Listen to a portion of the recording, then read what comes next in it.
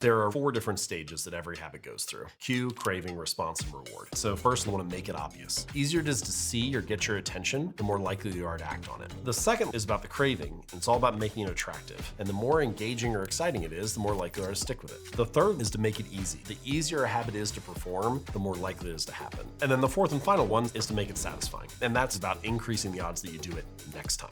And there's some tools that we can go through. But one of the big takeaways from Atomic Habits is it's easier to build a new habit if you stack it on top of the habit you're already doing. So let's say that your current habit is you make a cup of coffee, and the new habit that you want to build is you want to start meditating. So then you could say, all right, after I make my morning cup of coffee, I will meditate for 60 seconds. And you can do it for anything. James, you've written thousands and thousands of things, but one particular thing you wrote called Atomic Habits is one of the best-selling books in history.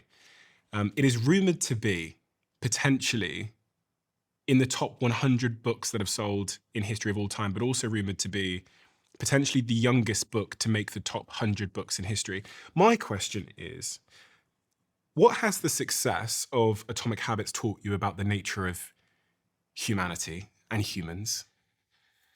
We all have habits. We all need habits. It's one of those it's an interesting concept because it is both universal in the sense that we all have them, we all need them, but it's also highly individual.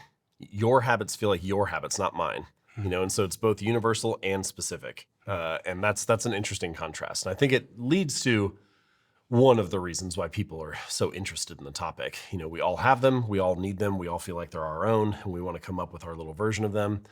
But the habit also is like an entrance ramp to how you spend your time in other ways. Like the habit of pulling out your phone. That habit might only take 2 seconds to do, but then it might dictate what you do for the next hour. You're answering emails or browsing social media or playing a video game or whatever. And it was really the initial habit of pulling out the phone that shaped what that hour did.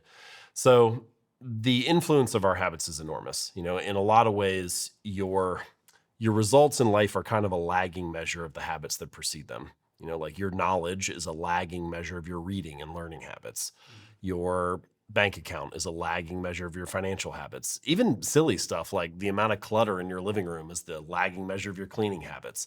And so we all so badly want our outcomes to change. We also badly want our results to change, but the results are not actually the thing that needs to change. It's like fix the habits and the results will fix themselves. Change the inputs and the outputs will shift automatically.